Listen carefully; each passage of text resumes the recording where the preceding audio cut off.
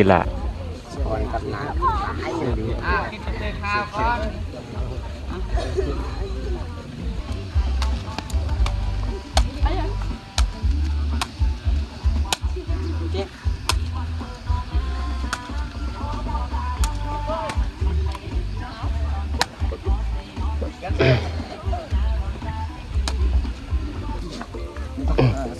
วอร์มนะบ่นักกีฬาจาก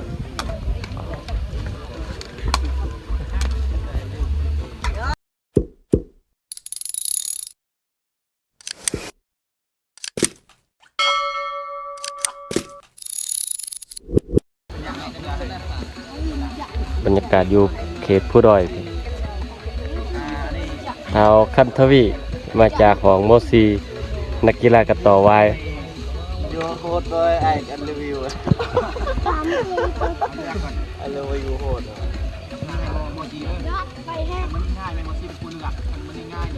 โอ้ถ้าผาดเฮ้ยผาดวันนี้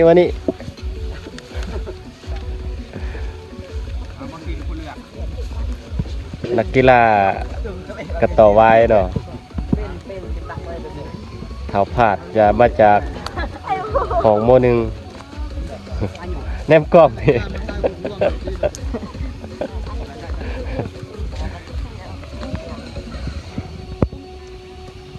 ก็เป็นบรรยากาศการแข่งขันกีฬาอยู่ที่เขตผู้ด้อยเฮากันระหว่างสันโม3กับสันโม4เนาะ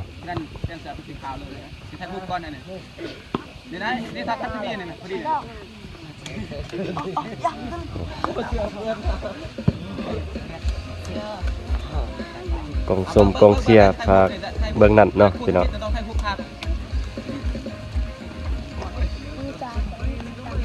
โอ้แดดนี่เริ่มออกแห้งแล้วพี่น้องเอามอซี่ยืนมอ3ทางลง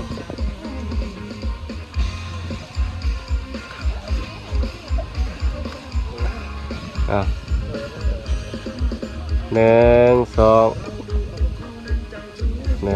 2 โอเคตบมือครบเลย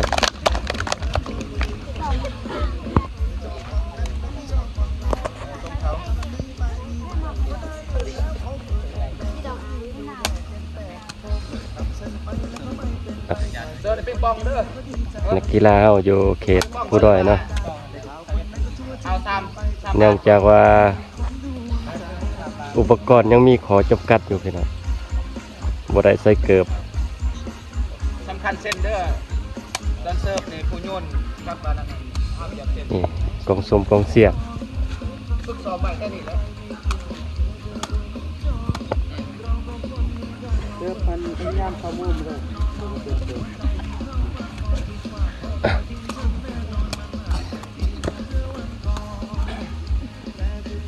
ฮะ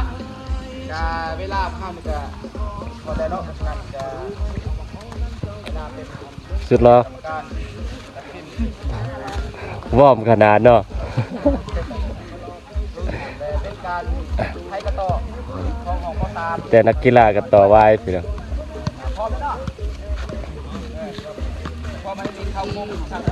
ฝึกซ้อมจะดีได้เลยใส่ทับผักวอร์มแล้วบ่ผัก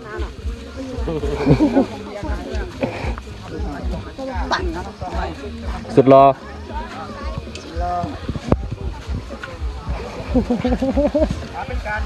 สุดรอของม3คะแนน0เสิร์ฟ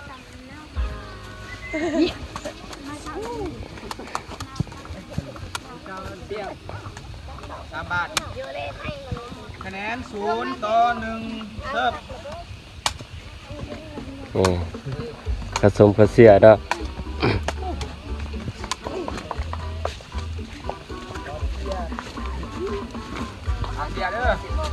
คะแนนกองเสียป้าเสิร์ฟจีโน่นตัวกองเสียของได้นี่ของม.3เนาะคะแนน0 ต่อ 2เสิร์ฟ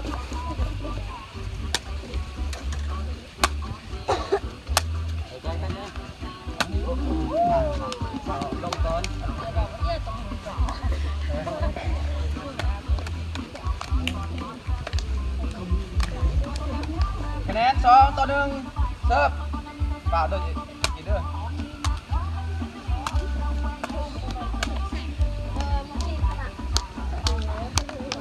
คะแนน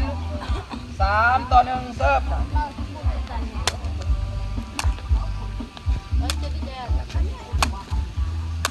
เฮ้ย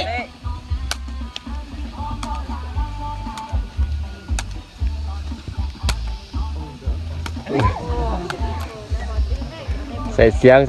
จะได้ถึกกัน คะแนน4-1เสิร์ฟ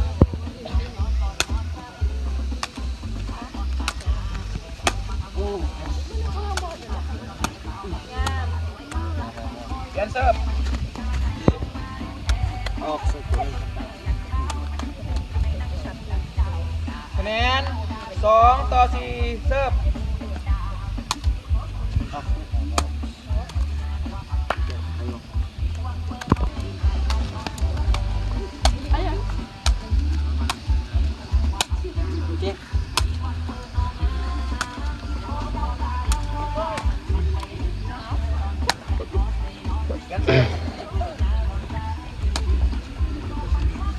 คะแนน5-7เสิร์ฟ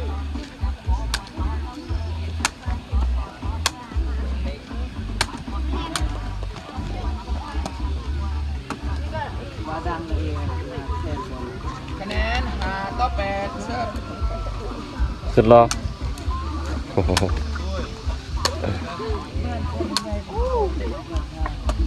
โอ้ย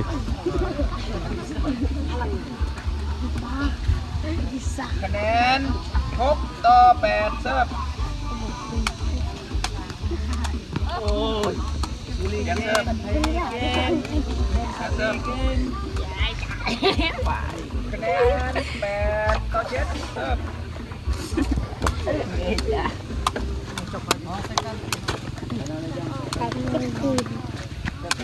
นี่นักกีฬาสันมดซ้ำเนาะชาวพรสวัสดิ์ตัวสมอง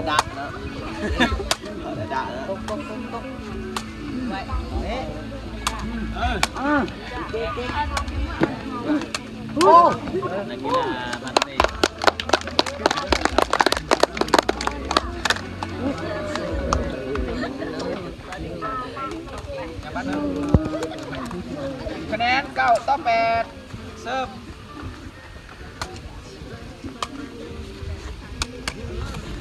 เปลี่ยนเสิร์ฟ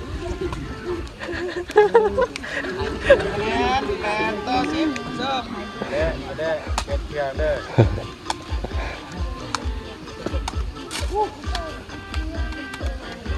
คะแนน9-10เสิร์ฟในซีซั่นเลย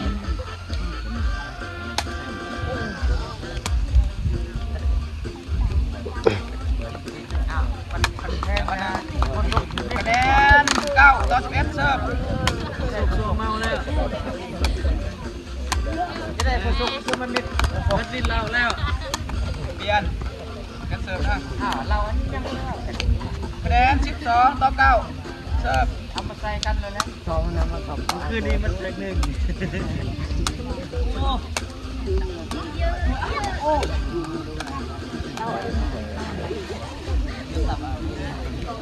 คะแนน วอร์มนะบ่ นักกีฬาจากของโมหนึ่งเนาะทับพลาดมาจากบ้านดักซึมวอร์มทาเนี่ย คะแนน10-14เสิร์ฟ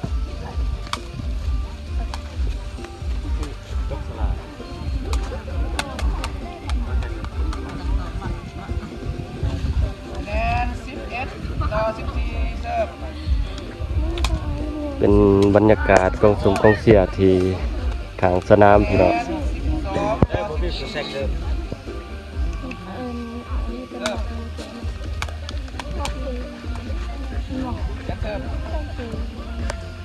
แนน15-12เริ่ม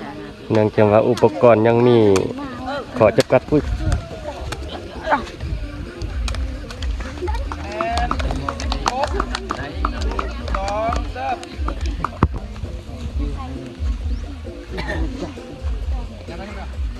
คะแนน16-13เริ่ม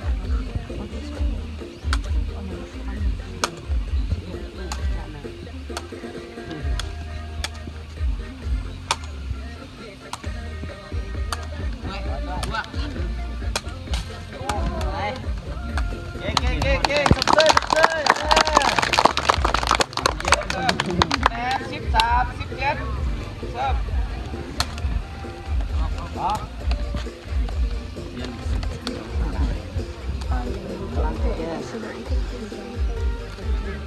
คะแนน13 18เสิร์ฟ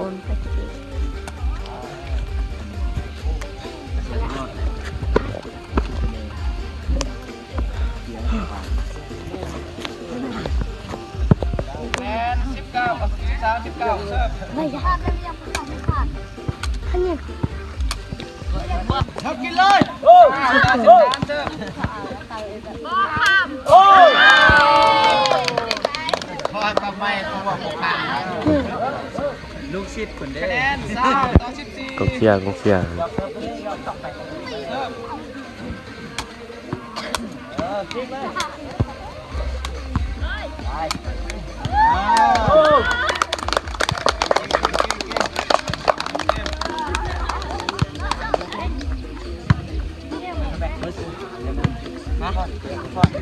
คณะห้องผมมีน้ำกินป่ะบ่พักเบรกบ่ จริงนี่อีกเพลงเดือดจัดห้องไปจัดกูด้วยจัดตัวไปจุนี่จับกันได้ไหมน้ำเตะกองเชียร์เนาะของน้องๆเพิ่นเป็นการสร้างขบวนการกีฬาเนาะกระต่อไว้อยู่เขตผู้ดอยเฮาเนาะ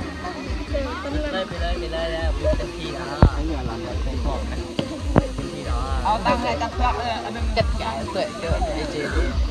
เดี๋ยวเพิ่งดีตังค์ดีค่อยหนักทำหน้าถ้าบอกค่อยนั่งค่อยนั่งไล่หมดอ้าว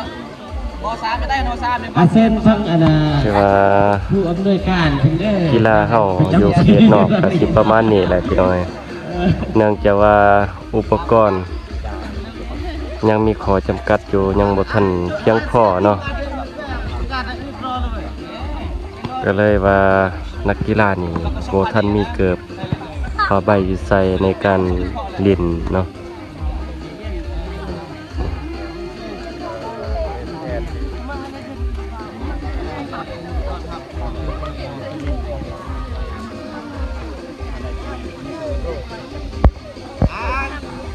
ได้ชนะบางอย่างนี่มาฮับความพันกันเด้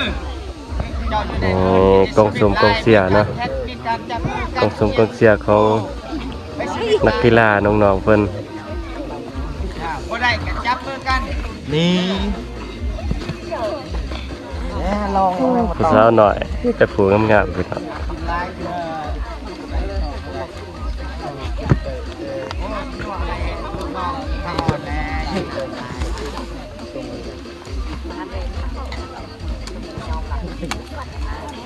ผู้สาวดอยนี่มีแต่ผู้จบงามๆพี่น้อง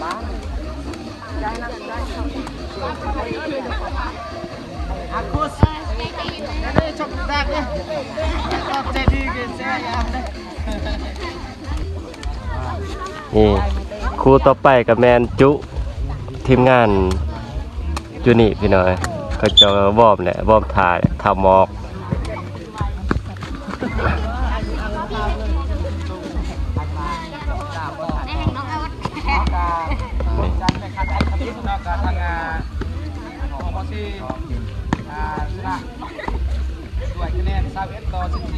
สุดรอ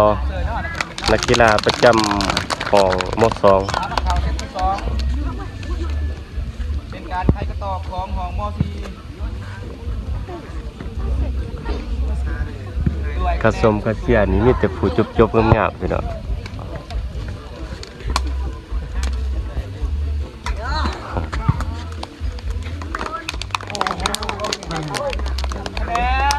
เขาเดินไป1-0เริ่มบทสำนานจะไปเขา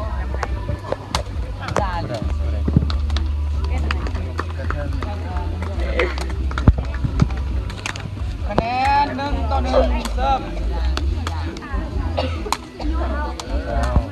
หมอกดอกข่าวด่านไทยและอันนั้นจะยันเรารัง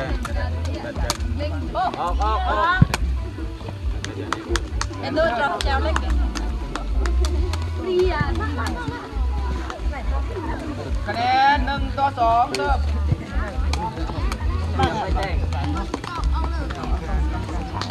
12-2เสิร์ฟ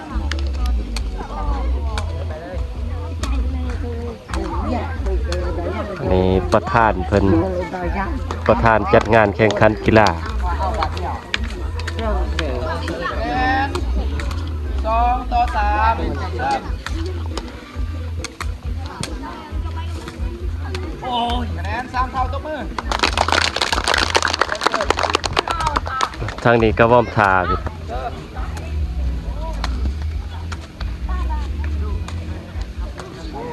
คะแนน4-3เสิร์ฟ ยากอะไรเงี้ยที่แม่น้องครับ คะแนน5-3 นี่แม่นขบวนการจัดขึ้นกีฬาประจำปีของเฮาเนาะก็เนื่องจากว่าพื้นที่และก็ประชากรเฮายังมีข้อจำกัดหลายอย่างอยู่เพราะว่าจะเป็นอุปกรณ์ต่างๆเขตเฮายังมีข้อจำกัดหลายสิ่งหลายอย่างอยู่เฮ็ดให้ แต่ภาคเรียนหนึ่งว่าห้องเฮากับห้องอาจารย์เนี่ยสติบาท คะแนน5เท่า นั่นคือ เฮ็ดให้อุปกรณ์ เข้า นี่มันยัง นั่นแหละ บ่ทัน มีแต่อาทิตย์หน้าก่อน เนาะ อาทิตย์หน้าวันพฤหัส บ่ทันเพียงพออันจ้าพี่น้องยังเฮานี่มันอยู่ห่างไกลโชคดี จะเทิงอันนั้นม.5เพิ่นได้มอบเงินให้การบ่ 6เท่า สิเอาบัญชี มานั่งเลย สิจดบ้านเพิ่นให้เด้อันนั้น นี่บรรดากองสมกองเชียร์ของนักกีฬาทั้งสองทีมเนาะ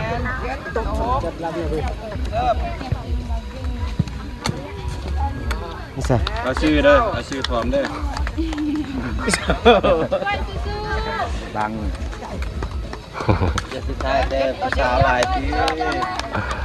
ถ่ายอาจารย์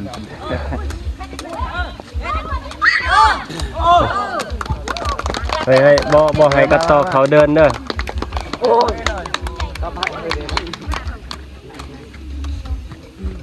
คะแนน8-7 แต่กระต่อออกเดินที่ได้คะแนนว่าให้กระต่อเข้าเดินคนละคนละ เท่า ลำเบอร์ซูนนี่เก่งว่าอะไรเยอะกว่า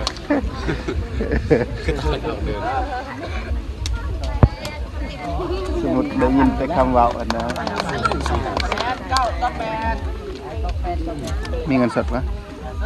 ให้นั่น50,000 เท่า มีครัวจานแสนนึง จะให้ก่อน เท่าเสิร์ฟ เขาสิจัด เก่งหลายเบอร์10เก่งหลายตบมือสุดเซยคะแนน10-9เสิร์ฟ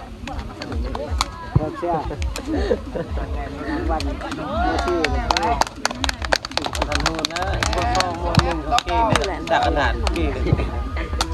โอ้ย่านมหนึ่ง ย่านน้องอื่น ยานเกมกีฬาต่อหน่วยมันๆเด้ไผสิม4 มนก็มันมนนั่นแหละเนาะแต่ไปยานก่อนเนี่ย คะแนน9-2เสิร์ฟเดี๋ยวคนวันมันจะเข้าอาหารอยู่ให้คันคือเที่ยง มันมาสาม 10-12เสิร์ฟ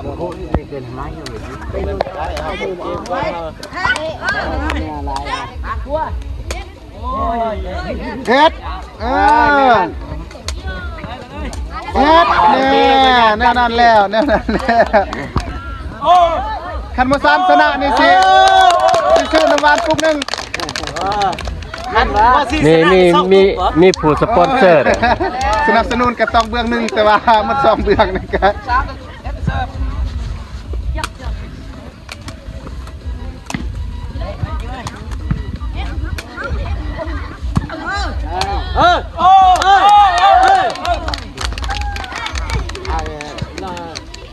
ที่ยิงเสียง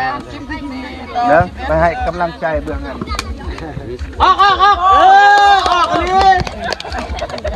ก็อาจารย์อาว่าบ่ให้นอนเข้าเลย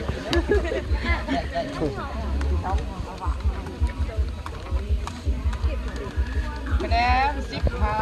11เริ่มออก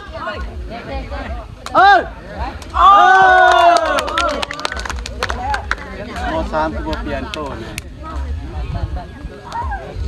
คะแนน11 10 6เริ่ม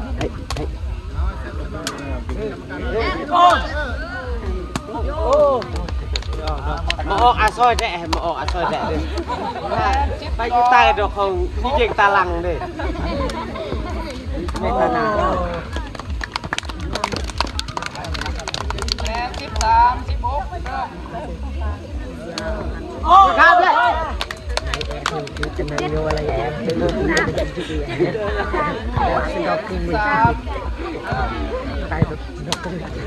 แห้งจะได้กันเป็นครับ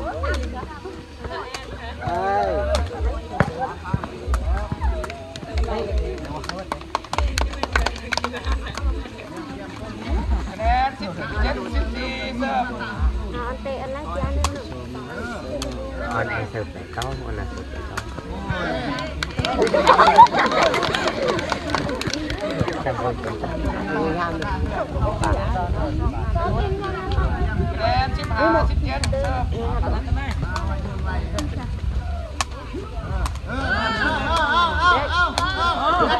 ใคร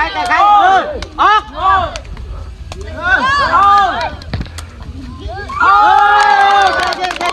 ทำกันด้วยเปลี่ยนตู้แจ้งออกลำเจอขัดที่ข้าวไว้ตัวมือสมเสร็จเลย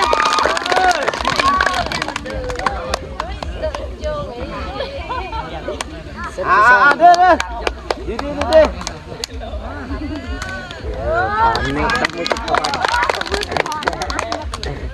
ตั้งเต้ด้วย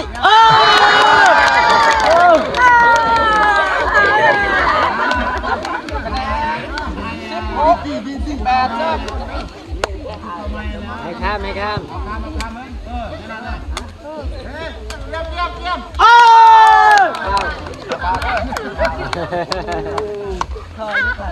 ะแนน17 ต่อ 18เริ่ม ตังเด้อเ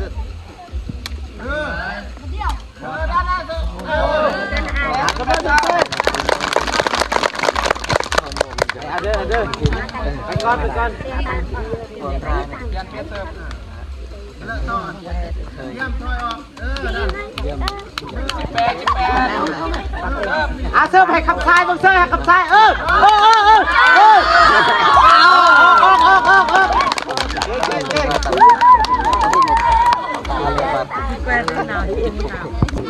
เสิร์ฟให้ขับซ้ายอีกทีนึง19 18เสิร์ฟออกคะแนน16 เริ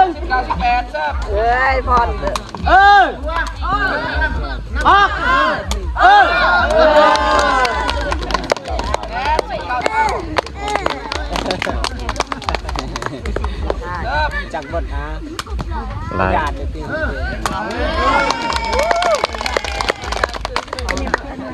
สาวเดี๋ยวเด้อ ตัดสาเท่าดิเปล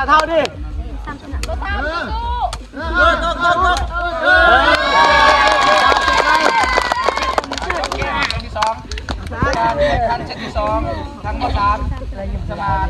เอาชนะม4ได้ในด้วยคะแนน31 ต่อ 19ขอเสียงตึงเสยเนาะ สาวเสือแดงครับ พักก่อนเนาะ กองเชียร์นักกีฬา กินเตะข้าวก่อน